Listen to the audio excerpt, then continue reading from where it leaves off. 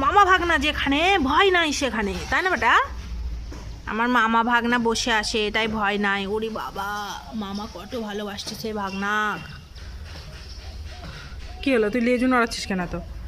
আর সন্দেশ, আমার লুচি, আমার না লুচি না সুজি, লুচিটা এখানে। লুচি, তোর নাকটা প্রতিদিন কালো কালো হয়ে যায় কেন? হ্যাঁ, তুই তো খুশটা কেন বলতো? উঠবি ওঠ। এই ভাগ নিয়ে এলাম না এখানটা।